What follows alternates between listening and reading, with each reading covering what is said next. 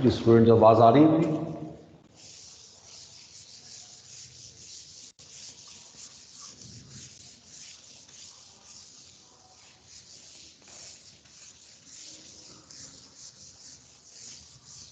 ये मेरी आवाज सुन रहे हो? Yes sir. ओके जी। आप लोगों का टेस्ट मैंने कब रखा था?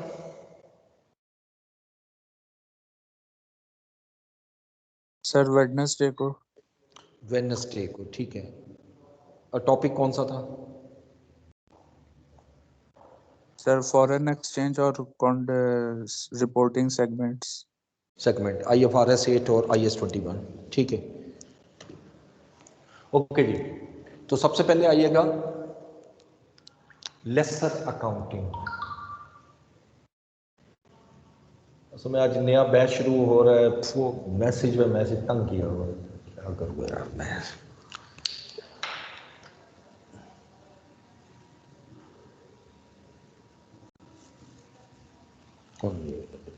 सर फिजिकल क्लासेस कब से स्टार्ट होंगी? यार फिजिकल जब गवर्नमेंट कहेगी, आप अगर आप में से एक दो स्टूडेंट आना चाहते हैं तो आ जाएं, कोई मसला नहीं, लेकिन सारे ना आइएगा। क्लास में आना चाहें तो आ जाएं, आ रहे हैं कुछ बच्चे आते हैं बाकी क्लासों में, आप भी आ जाएं। ठीक है सर, फिर हाँ, लेकिन ये नहीं है मैंने क्लास में कह दिया तो सारे ही उठ के आ जाए, मुझसे पूछ के आना है, ठीक है। तो किसने कहा था अभी, किसने नाम लिया था, बोला कौन था? सर सर मैं उस्मान। बोला था। मैं बोला था ना, मैं का कोई नाम भी होता है? ठीक है सर, उस्मान। उस्मान गनी, ठीक है, आ जाए उस्मान। और ठीक भी है कोई सर। आना चाहे तो मुझे बता दीजिए, 5-6 आ सकते हैं क्लास में। सो लेसर अकाउंटिंग,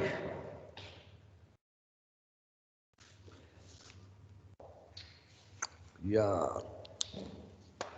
आज जैसे मेरा इंट्रो वालों ने मेरा दिमाग खराब किया, बहुत स्टूडेंट आ गए, क्या करूं। अच्छा जी, आज हमने पढ़ना था ऑपरेटिंग लीज और उसमें लेसर और lessee accounting. It's a very simple operating lease, चाहे लेसर हो या लेसी हो, दोनों का ट्रीटमेंट एक ही है। इसमें कोई इशू ही नहीं है, ना कोई फाइनेंस कॉस्ट है, ना किसी किस्म का कोई स्केजुअल है। ओनली रेंटल जो पेमेंट है, रेंटल पेमेंट, वो लेसर के पॉइंट ऑफ व्यू से, लेसी के पॉइंट ऑफ व्यू से वो एक्सपेंस है, और लेसर के पॉइंट ऑफ व्यू से वो इनकम है।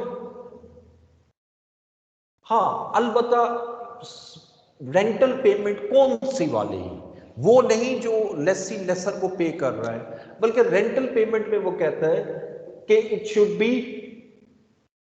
इक्वली, यानी स्ट्रेट लाइन मेथड के through equally over the lease period.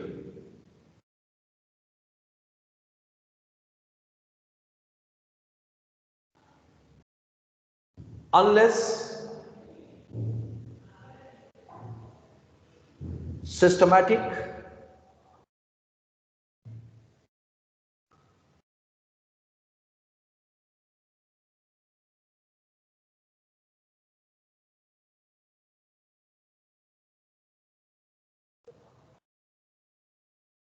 Is given.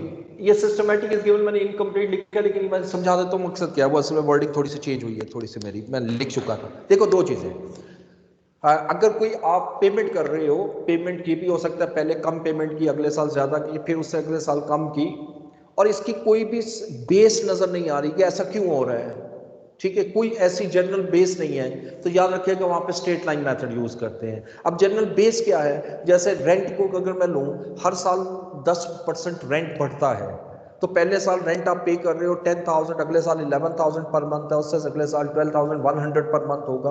तो दिस इज सिस्टमैटिक, यानी अगर तो सिस्टमैटिक है तो फिर आपने ओवर द पीरियड वही पेमेंट लेनी है, लेकिन अगर सिस्टमैटिक नहीं है तो आपने उसको इक्वली लेना है on the basis of straight line, ठीक है। हाँ, अलबत्ता इसमें अक्रूवल और प्रीपेमेंट जरूर क्रिएट होते हैं, अगर कोई पेमेंट मैंने एडवांस कर दी है या एडवांस रिसीव कर ली है वो प्रीपेमेंट में आएगी, अगर अक्रू है तो वो अक्रूवल में आएगी, वो अलग चीज है। मैं इसको सिंप्लीफाई करता हूं एग्जांपल के साथ। Suppose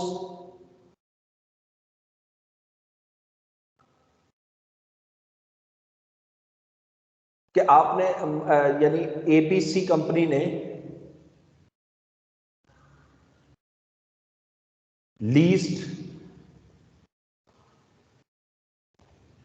plant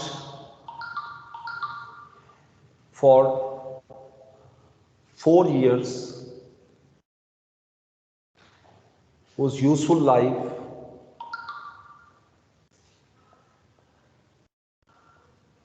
is 15 years। यानी प्लांट की टोटल लाइफ 15 ईयर है, लेकिन एबीसी लीज कर रहा है टू XYZ, प्लांट कर रहा है 4 ईयर्स के लिए, ठीक है। एग्रीमेंट की टर्म्स कुछ इस तरह तय हुई हैं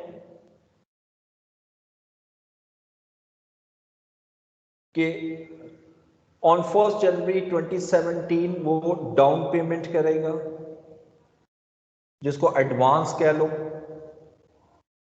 और फर्स्ट पेमेंट जो कर रहा है वो 3 मिलियन रुपीस है। देन फिर 1 जनवरी 2018 को जो पेमेंट करेगा,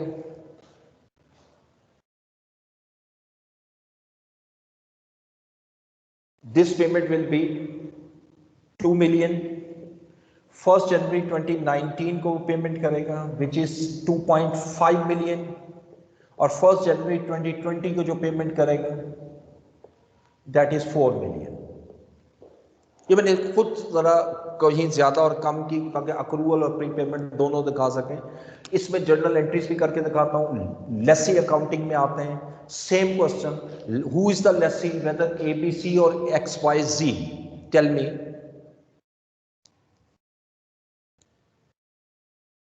लेसी कौन है? एबीसी लेसर है। एबीसी लेसर है, बिल्कुल ठीक है, और XYZ लेसी है। तो मैं लेसी की बुक पहले लेता हूं, in the books of Lesi, books of Lesi.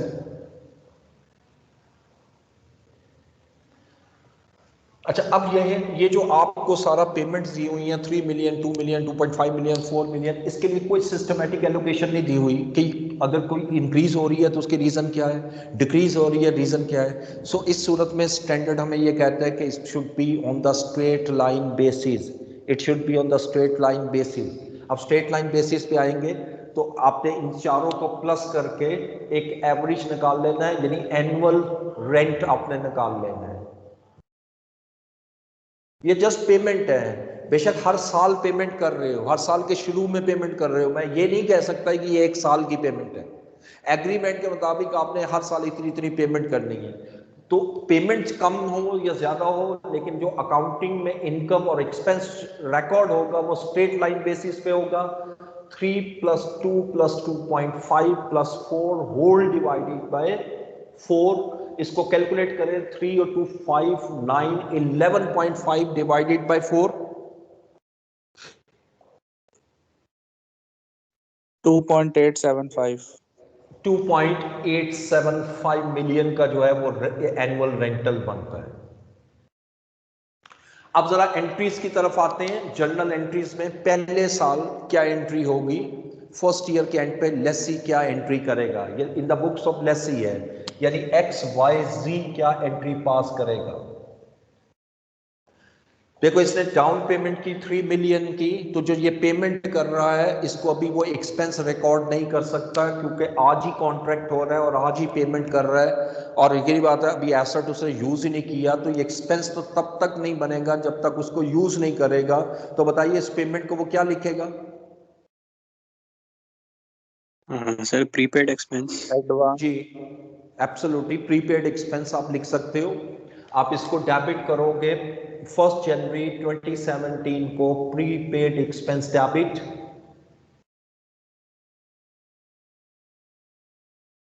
और कैश क्रेडिट बाय 3 मिलियन, जितनी पेमेंट की है। ओके जी, अब मेरा साल खत्म हो गया, अज्यूम करते हैं कि रिपोर्टिंग डेट 31 दिसंबर है, 31 दिसंबर 2017 को।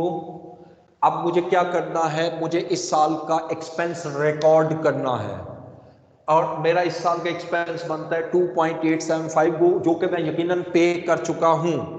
तो ऑब्वियसली साल के एंड पे सिर्फ एडजस्टिंग एंट्री होगी ना, तो बताओ क्या एंट्री पास करूं, एडजस्टिंग एंट्री?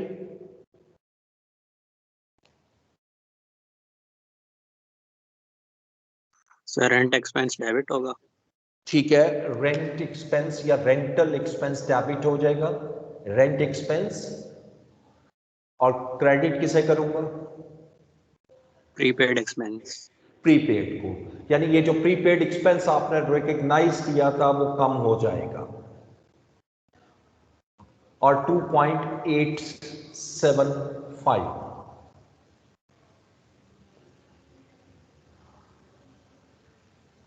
अच्छा, जब मैं एक्सट्रैक्ट शो करता हूं एसओसीआई का, एक्सट्रैक्ट ऑफ एसओसीआई,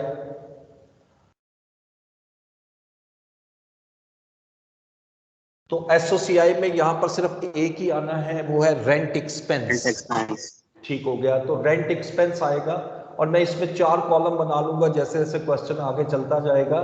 तो 2017 का जो रेंट एक्सपेंस है वो बुक्स में आएगा 2.875। ठीक है जी, और इसमें एक ही चीज आनी है हर साल में, इसलिए मैं एक ही कॉलम बना रहा हूं। अब आइएगा सेकंड में, extract from statement of financial position. जब मैं फाइनेंशियल पोजीशन में आऊंगा तो लेसी पॉइंट ऑफ व्यू से क्या चीज रिकॉर्ड होगी, बोलिए? प्रीपेमेंट। जी बिल्कुल ठीक है, प्रीपेड एक्सपेंस रिकॉर्ड होगा। और प्रीपेड एक्सपेंस करंट एसेट या नॉन करंट एसेट? करंट में जाएगा। करंट होगा, क्योंकि यकीनी बात है ये 3 मिलियन की जो पेमेंट है ये बहुत ज़्यादा नहीं, अगले साल ये एडजस्ट हो जाएगी। तो लिहाजा यहाँ पर मैं लिखूंगा करंट एसेट की हेडिंग दूंगा। इसमें लिखता हूँ मैं प्रीपेड एक्सपेंस, प्रीपेड रेंट लिख देता हूँ, प्रीपेड रेंट। और ये बनेगा कितनी अमाउंट जी? 3 मिलियन। तो 3 में से 2.875 माइनस करेंगे। गुड, 3 में से 2.875 आप लेस करोगे, क्योंकि वो आपका एक्सपेंस बन चुका है। तो जो डिफरेंस है 0.125, ये मेरा प्रीपेड रेंट आ जाएगा 2017 के साल के एंड पे। ठीक है जी, अब इसके बाद अगले साल चलते हैं। अब नेक्स्ट अकाउंटिंग ईयर में 1 जनवरी को अगेन 2 मिलियन की आप पेमेंट कर रहे हो। केयरफुली अब जरा लेना है इस साल को खास तौर पे। 1 जनवरी 2018 जब पेमेंट करूंगा तो बताइए क्या एंट्री पास होगी? Sir cash credit. ठीक है,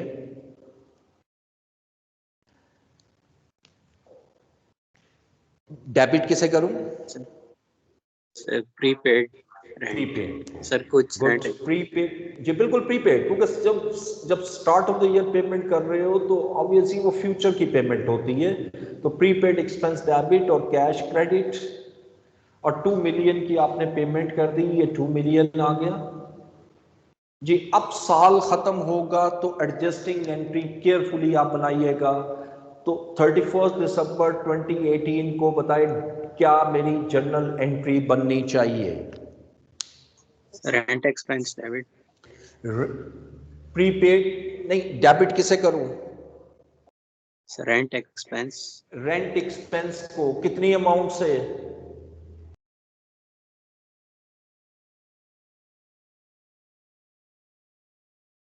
हाउ मच अमाउंट? अभी मैंने सर आपसे इसमें पिछले डिस्कशन साल। की, हाँ जी,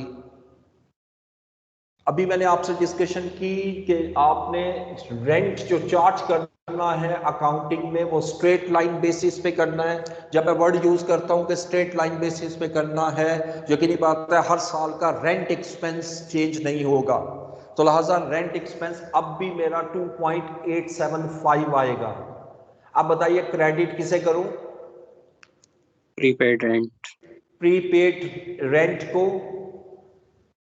प्रीपेड एक्सपेंस चूंकि मैंने इधर लिखा हुआ है इसलिए एक्सपेंस लिख देता हूं, वैसे रेंट लिखो कि ज्यादा बेटर है। बताइए कितनी अमाउंट से क्रेडिट करूं?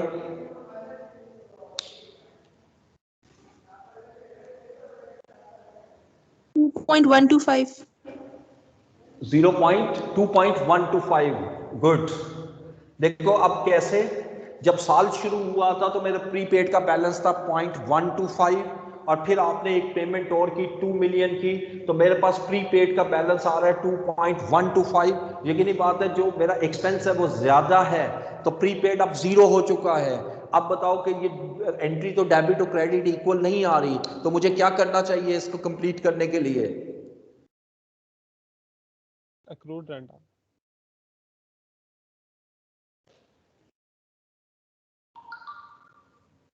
जी accrued expense सर लेंगे sir. accrued rent. Good. Accrued expense यानी एक्रूड रेंट कर देता हूं मैं इसको अब, ताकि रेंट में ही लैंग्वेज में आए। तो जितना भी डिफरेंस बचता है ना 2.875 माइनस 2.125, इसको लेस करो तो 0.650750 आई थिंक है। एम आई राइट? कैलकुलेशन चेक कर लेना बस। 0.75। ठीक हो गया। अब आइएगा 2018 के एसओसीआई के एक्सट्रैक्ट में, तो जैसे मैंने बोला था कि एक्सपेंस तो इक्वली आएगा, तो ये 2.875 आ गया।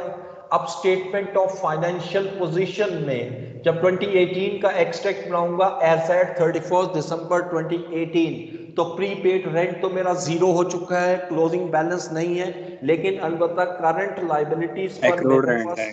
जी गुड एक्रूड रेंट आ रहा है, जिसको आउटस्टैंडिंग भी कह सकते हो, रेंट पेएबल भी कह सकते हो। वो इस साल में तो नहीं था, लेकिन इस साल में 0.750 का आ जाएगा आपकी अमाउंट। ठीक है जी।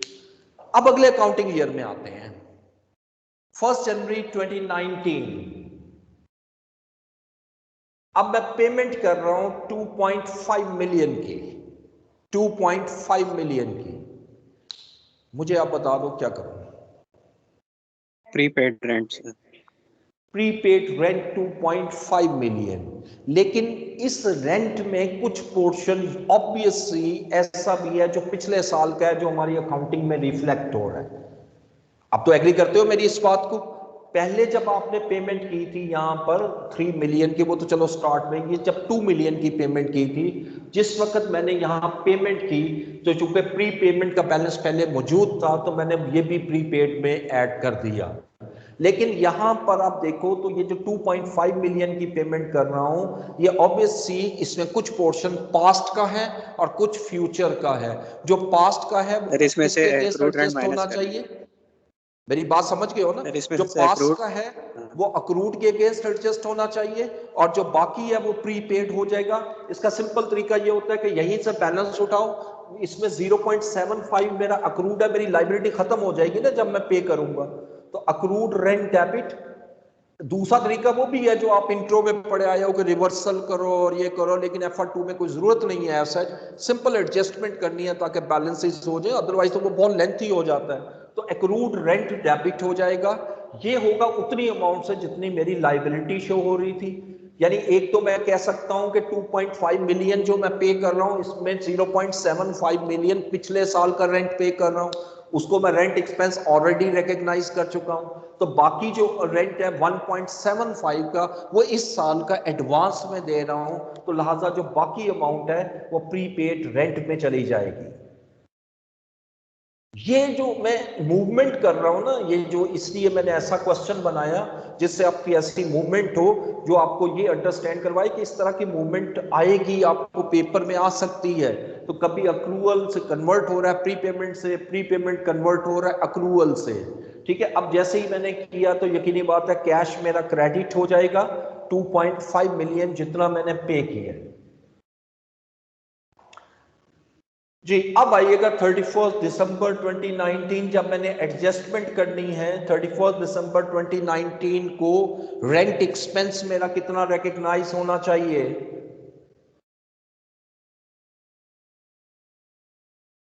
Same amount as per straight line method 2.875।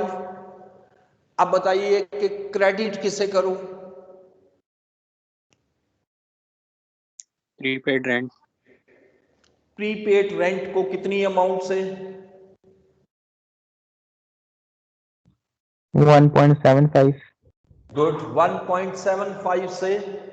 यानी इसका मतलब 1.75 तो इस साल का मैं पे कर चुका था, लेकिन बाकी अभी तक मैंने पे नहीं किया, तो रिमेनिंग अमाउंट कहां आ Accrued जाएगी? rent. Accrued rent Rent. में।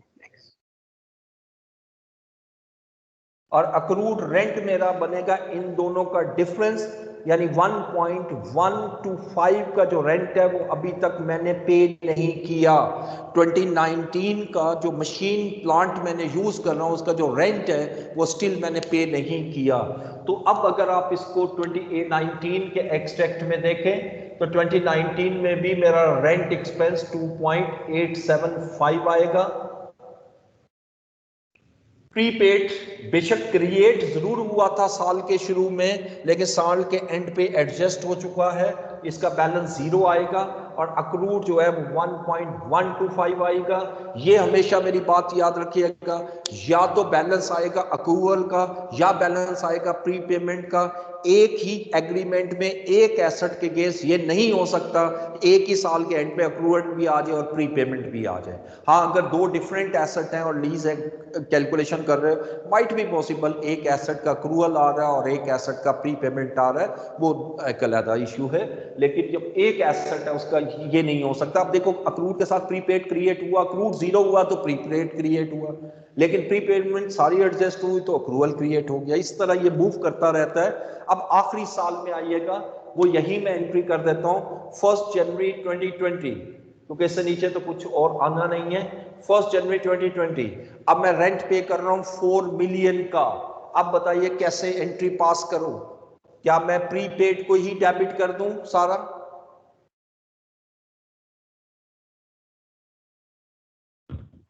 सर अक्रूड डेबिट होगा पहले। जी Accrued बिल्कुल, क्या आएगा? चूंकि मेरी लाइबिलिटी भी है तो ये मैं अगेन ये कहूंगा कि ये जो 4 मिलियन रेंट पे कर रहा हूं इसमें से कुछ पास्ट का है, बाकी फ्यूचर का है। जो पास्ट का है वो अक्रूवल के अगेंस्ट एडजस्ट होगा। मैं अक्रूड रेंट को डेबिट कर देता हूं।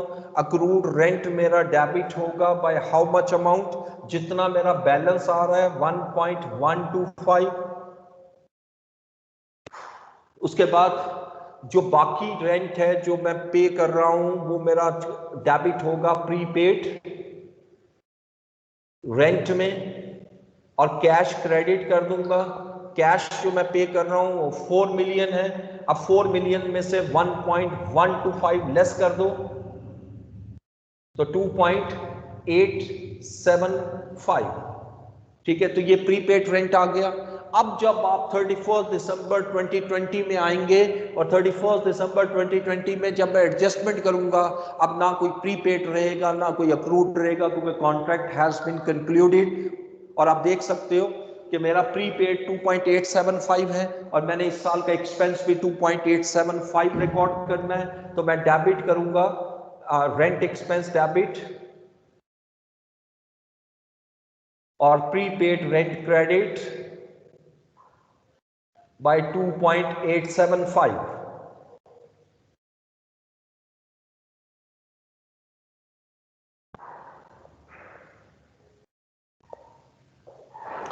जब मैं 2020 का एक्सट्रैक्ट बनाता हूं स्टेटमेंट ऑफ कॉम्प्रिहेंसिव इनकम का, तो वही अमाउंट आएगी 2.875। लेकिन यहां पर ना कोई मेरा प्रीपेड रेंट है ना ही मेरा कोई अक्रूड रेंट है। 2020 में ये क्लोज हो चुका है और ये कॉन्ट्रैक्ट भी खत्म हो जाएगा। इस तरीके से लेके चलना। हाँ, एक चीज और मैं ऐड कर दूं, एग्जामिनेशन में जो ऑपरेटिंग लीज का क्वेश्चन है ये बहुत कम आया हुआ है, मतलब शायद 2 मरतबा आया है। लेकिन इंटरेस्टिंग चीज ये है कि ये IAS 37 के साथ टच करके देता है एग्जामिनेशन में। तो ठीक है, तो लेकिन प्योर अगर मैं इसको सॉल्व करूं तो इस तरह होगा, लेकिन जब 37 में जाऊंगा तो ऑब्वियसली थोड़ा सा डिफरेंस तो क्रिएट होगा। ठीक है जी, आप कोई क्वेश्चन और है आपके जहन में?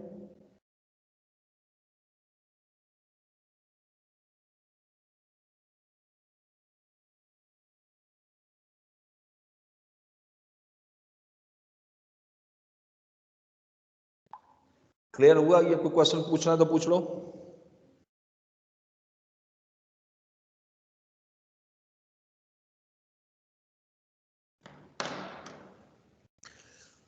इसको नोट करो, फिर मैं लेसर अकाउंटिंग को भी डिस्कस करूंगा आपसे।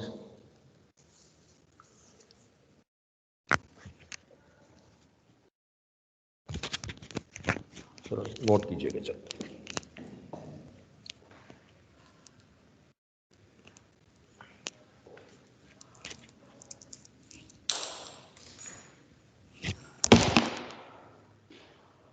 ये नोट करके और पानी लो।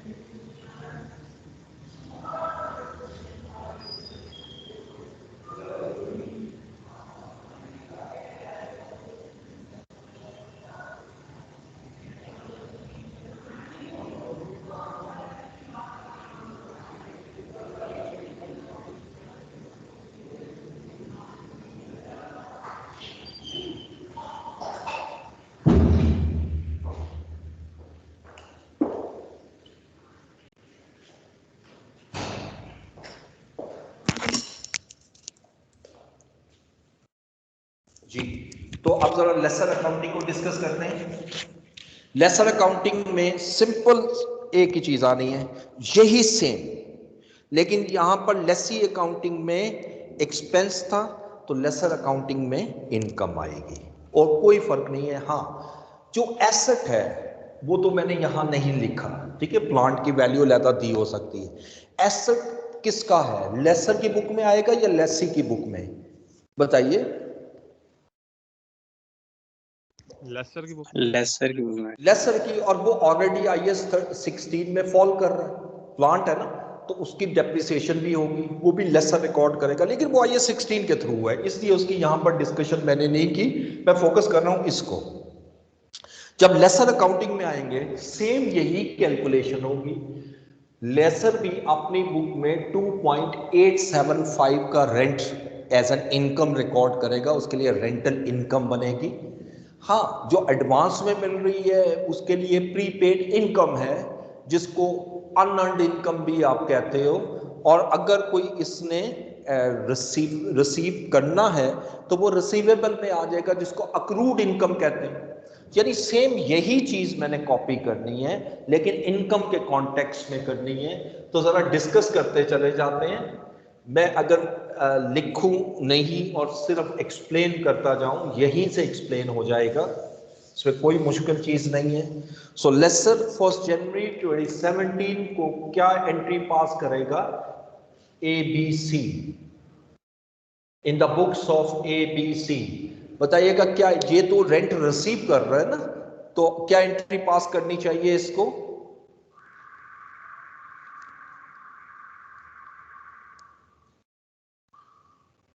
जी बताइए।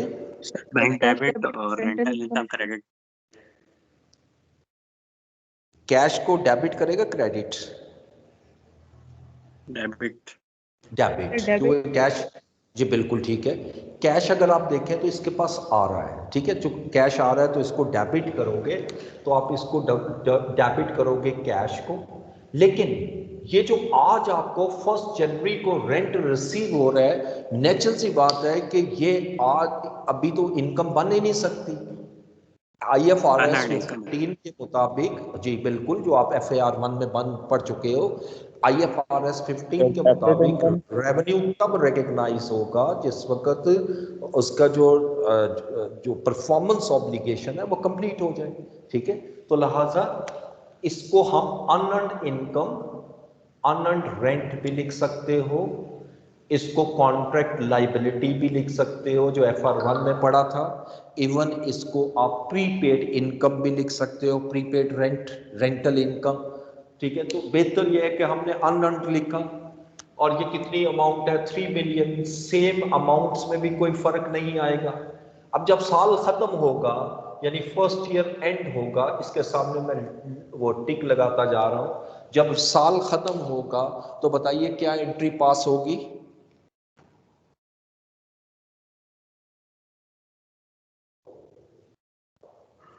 जी unearned rental income debit और rental income credit? Rental income credit हो जाएगी और अनअर्न्ड रेंट जो है वो डेबिट हो जाएगा, लेकिन 3 मिलियन से नहीं होगा, वो हम ऑलरेडी डिस्कस कर चुके हैं, 2.875 से होगा। हम डेबिट करेंगे, अनअर्न्ड रेंट को डेबिट किया और रेंटल इनकम को क्रेडिट कर दिया बाय 2.875। ये 2.875 से ये हमने एंट्री पास कर दी। This is end of the year 1। अब जब साल खत्म हो रहा है तो 0.125 जो है वो इसकी बुक में प्रीपेड रेंट नहीं आएगा, अनअर्न्ड रेंट आएगा, वो भी करंट लायबिलिटी में, ठीक है, क्योंकि अनअर्न्ड इनकम जो है वो एडवांस इनकम है और ये हमारी लायबिलिटी होगी जब तक कि हमने इसको यूटिलाइज नहीं करेंगे, ठीक है। अच्छा, इसी तरह अगले अकाउंटिंग ईयर में आते हैं, 1 जनवरी 2018 को अब मैं दोबारा रेंट पे कर रहा हूँ 2 मिलियन का, जो ये रिसीव कर रहा हूँ। अब मैं लेसर के पॉइंट ऑफ व्यू से देखूंगा, लेसर के पॉइंट ऑफ व्यू से जब मुझे 2 मिलियन रिसीव हो रहा है, पहली चीज तो मुझे ये जज करनी है कि ये 2 मिलियन फ्यूचर का है या पास्ट का है। तो टेल मी,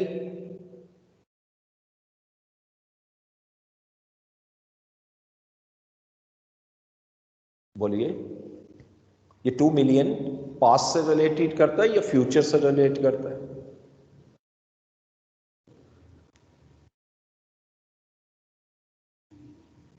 फ्यूचर से सर। प्योरली फ्यूचर से करता है, क्योंकि देखो आपके पास ऑलरेडी अनअर्न्ड इनकम पड़ी हुई है, यानी पिछले साल भी जो 3 मिलियन रिसीव किया था उसमें 0.125 जो है वो अगले साल का है, तो लिहाजा 2 मिलियन और रिसीव कर रहे हो। जब 2 मिलियन और रिसीव करोगे तो कैश डेबिट हो जाएगा, अनअर्न्ड रेंट क्रेडिट होगा बाय 2 मिलियन।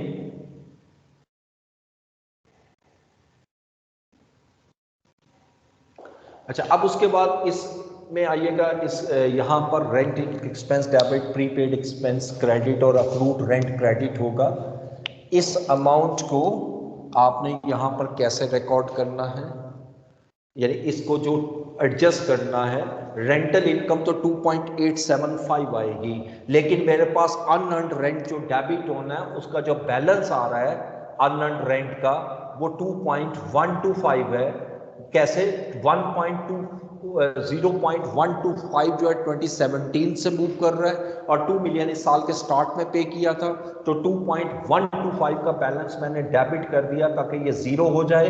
लेकिन मैं जो पेमेंट जो इनकम रिकॉर्ड करनी है मैंने, रेंटल इनकम, वो एज पर IFRS 16 वो मेरी स्ट्रेट लाइन बेसिस पर है, जो कि 2.875 की अमाउंट बनती है। इट मींस कि जो एक्स्ट्रा अमाउंट है वो मुझे अभी रिसीव नहीं हुई, यानी मैंने 2.875 की इनकम बना दी है जिसमें 2.125 मैं पहले से रिसीव कर चुका हूं, तो 0.75 की जो अमाउंट आ रही है that is accrued rental income, जिसको रेंट रिसीवेबल भी कह सकते हो।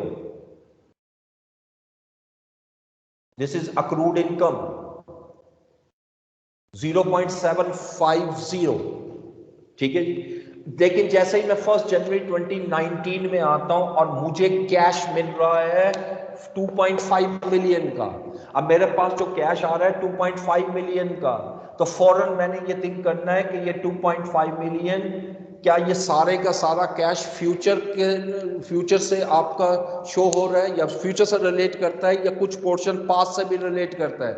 तो ऑब्वियसली आंसर इज दैट कि ये पास से भी रिलेट करता है, क्योंकि 0.75 मिलियन का जो रेंट रिसीवेबल आपने शो किया हुआ है वो अभी आपने रिसीव नहीं किया था। तो जैसे ही 1 जनवरी 2019 को मैं कैश रिसीव कर रहा हूँ 2.5 मिलियन का, यकीनन इसमें 0.75 मिलियन का जो कैश है वो पिछले साल से रिलेट करता है, तो लिहाजा इसके अगेंस्ट मैं रेंट रिसीवेबल पहले क्रेडिट करूंगा 0.75 से, और जो रिमेनिंग अमाउंट आएगी 1.750 वो ऑब्वियसली मैंने एडवांस रिसीव की है। दिस इज अनअर्न्ड रेंट, ये मैंने एडवांस में रिसीव की है।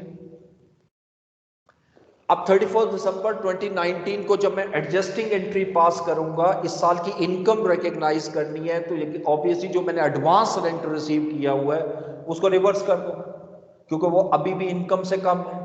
अनअर्न्ड रेंट जो है वो मेरे पास आ रहा है 1.750, लेकिन जो मेरी रेंटल इनकम बनती है वो 2.875। तो इट मींस कि जो रेंटल इनकम है वो स्ट्रेट लाइन मेथड के तहत 2.875 है। तो अब अगेन इस एंट्री से अभी तक ये नजर आ रहा है कि 2.875 की जो मेरी इस साल की इनकम बनती है, इसमें 1.75 किया जो रेंट है मैं एडवांस में पिछले सालों में रिसीव कर चुका हूं, और जो बाकी है वो अभी स्टिल रिसीवेबल है, और रिसीवेबल की अमाउंट आएगी, जो डिफरेंस आ रहा है रेंट रिसीवेबल 1.125।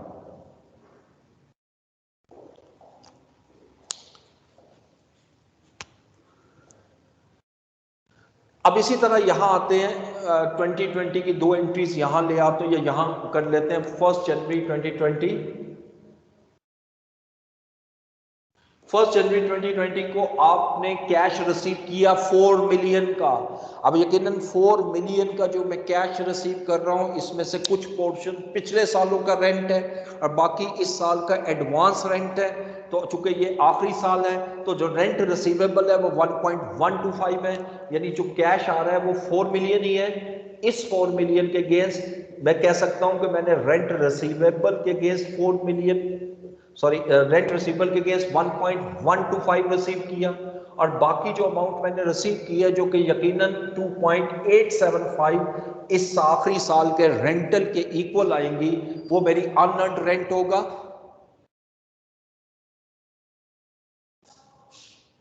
ठीक है, अब इसको रिकॉर्ड करने के बाद 31 दिसंबर 2020 को आप एडजस्टमेंट कर दोगे, और अब तो सिंपल सी एडजस्टमेंट है, चूंकि मेरी इनकम भी 2.875 बनती है और मैंने एडवांस में रेंट भी 2.875 किया हुआ है, तो साल के एंड पे इसको इनकम बना लो। तो अनअर्न्ड रेंटल इनकम डेबिट 2.875 और रेंटल इनकम क्रेडिट 2.875।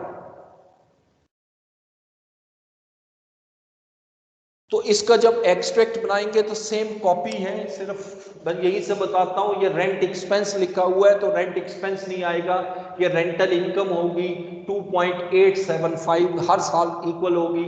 यहां पर जो अनअर्न्ड इनकम का जहां बैलेंस आएगा वो करंट लायबिलिटी होगी, जहां रेंट रिसीवेबल का बैलेंस आएगा वो करंट एसेट होगा। ठीक है जी, ये हमारा ऑपरेटिंग लीज है। लेकिन लीज का क्वेश्चन एग्जामिनेशन में दो स्टैंडर्ड के साथ मिलके आता है। अभी मैंने ऑपरेटिंग लीज का भी आपको बताया कि ये मोस्टली जो है वो IS 37 के साथ भी आता है जब ये ऑनरियस कॉन्ट्रैक्ट हो जाता है, और दूसरा अगर ये फाइनेंस लीज का क्वेश्चन समटाइम डेफर्ड टैक्स के साथ भी आता है, जो बहुत इंपॉर्टेंट टॉपिक है डेफर्ड टैक्स, क्योंकि टैक्सेशन का जो सिलेबस है स्टैंडर्ड है वो सिर्फ किसी एक स्टैंडर्ड पे अप्लाई नहीं होना, वो ऑलमोस्ट ऑल स्टैंडर्ड्स पर अप्लाई होगा। इसके बाद हमने करना भी वही है IS 12 ही। तो अब यहां तक पूछो, कोई क्वेश्चन पूछ रहा हो किसी ने? सर इसमें नोट्स वगैरह बनते हैं? सॉरी दोबारा बोलिए। सर इसमें नोट्स एक्सट्रैक्ट्स के नोट्स बनेंगे? इसमें नोट्स नहीं होते, इसमें तो सिंपल से नोट होते हैं, जो लीज एग्रीमेंट है ना उसके टर्म्स एंड कंडीशन लिखी जाती है, और ये जो रेंटल आपने कैलकुलेट किया ना ये शो होते हैं। Okay sir. ठीक है जी।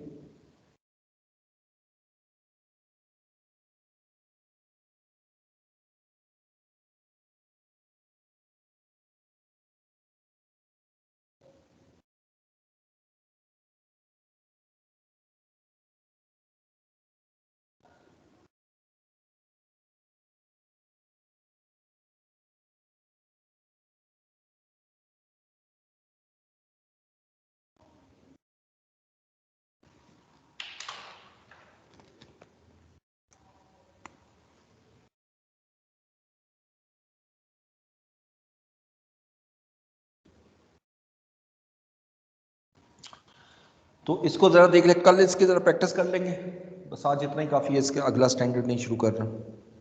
कल ज़रा प्रैक्टिस कर लेंगे और परसों टेस्ट है आप लोगों का, और उसके बाद इंशाल्लाह IAS 12 की तरफ हम मूव करेंगे। अटेंडेंस में लगा लो, सॉरी हो गए।